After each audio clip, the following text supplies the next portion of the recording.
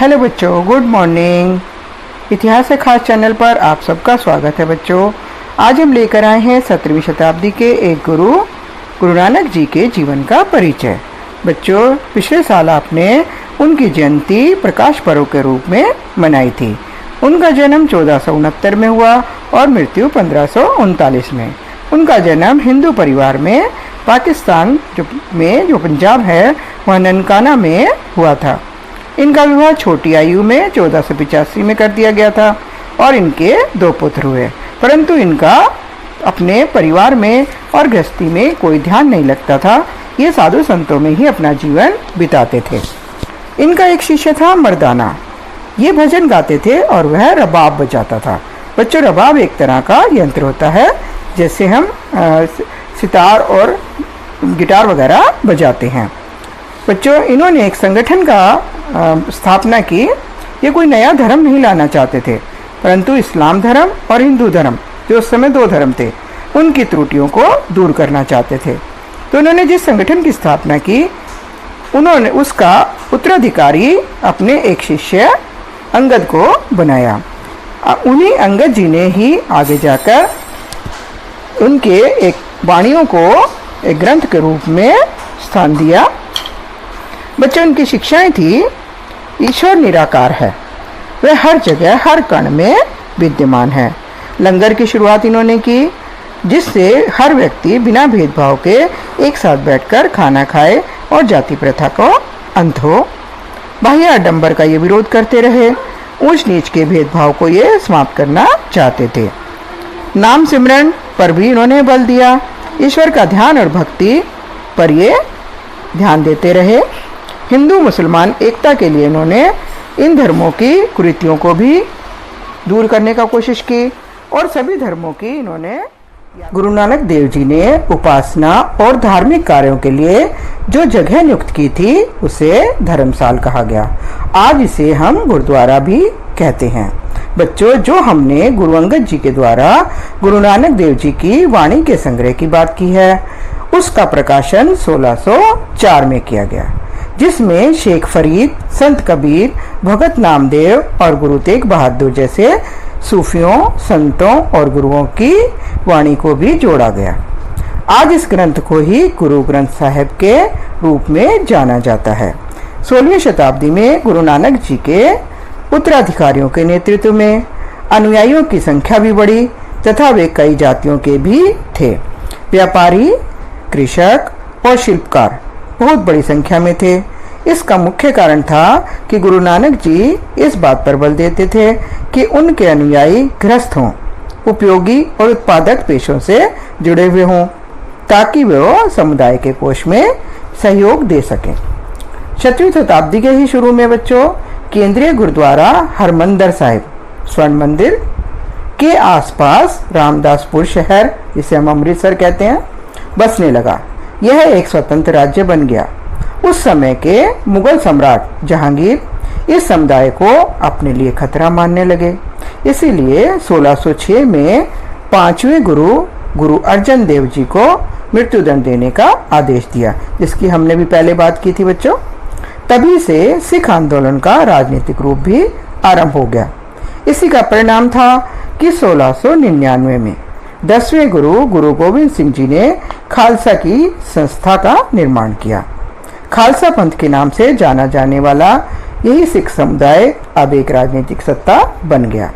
आने वाले समय में परिस्थितियां बड़ी तेजी से बदली बच्चों।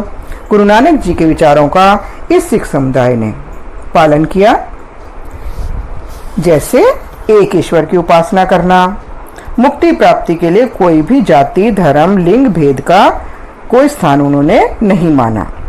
उन्होंने 3 शब्दों का प्रयोग किया बच्चों, नाम, दान और स्नान। नाम अर्थात उपासना, दान मतलब दूसरों का भला, और स्नान का तात्पर्य आचार विचार की पवित्रता।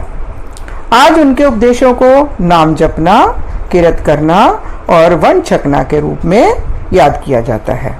बच्चों, गुरु नानक जी के विचारों के साथ ही सिख धर्म में 5 ककार को भी मुख्य स्थान दिया गया है।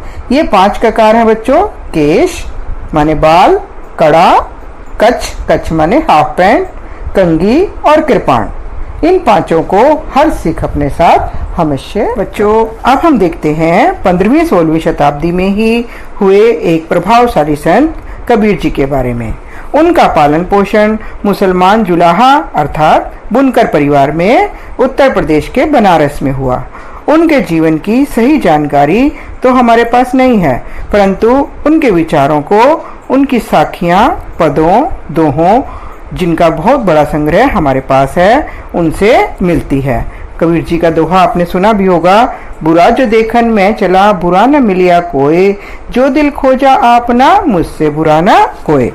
कबीर जी की रचनाओं को भजन गायक और घुमक्कड़ गवैयों द्वारा गाया जाता था। कुछ भजन गुरु ग्रंथ साहिब, पंचवाणी और बीजक में संग्रहित एवं सुरक्षित हैं, जैसे निंदक नियरे राखिए, आंगन कुटी छवाए, बिन पानी साबुन बिना निर्मल करे सुभाए। कबीर के उपदेश बच्चों धार्मिक आडंबरों, परंपराओं, रीति रिवाजों का खंडन करते थे। उस समय दो धर्म मुख्य थे, हिंदू और मुसलमान। दोनों ही धर्मों के आडंबरपूर्ण पूजा, कर्मकांड आदि का वे विरोध करते रहे। उनकी रचनाएं बच्चों बोलचाल की भाषा में हिंदी में ही हैं। सरल भाषा में होने के कारण सभी को समझ में भी आती थी और वो उसको गा भी सकते थे। कभी कभी गूढ़ अर्थ वाले पदों की भी रचना की गई, जिन्हें समझना कठिन होता था, जैसे सब धरती कागज करूं, लेखनी करूं गणराज, सात समन की मसी करूं, गुरु गुण लिखा न जाए। कबीर भी गुरु नानक देव जी की तरह ही बच्चों निराकार ईश्वर में विश्वास रखते थे। भक्ति के माध्यम से ही मोक्ष अर्थात मुक्ति मिल सकती है, यही उनका उपदेश था। इसी सरलता के कारण ही बच्चों हिंदू और मुसलमान दोनों ही उनके अनुयायी हो गए थे। हिंदू ये मानते थे कि उनका जन्म कहीं ना कहीं हिंदू परिवार में हुआ है, और मुसलमान ये मानते थे कि वह मुसलमान परिवार में उनका पालन पोषण हुआ है। इससे दोनों ही उनके अनुयायी बने रहे। बच्चों, उनके कुछ दोहे मैं आपके सामने कर रही हूँ प्रस्तुत।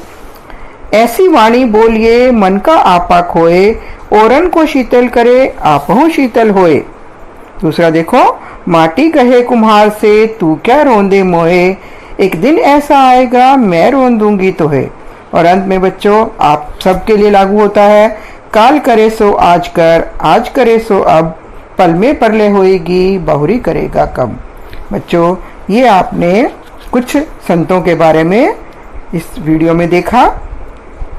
आप इस वीडियो को देखने के बाद इसकी वर्कशीट अवश्य करें बच्चों।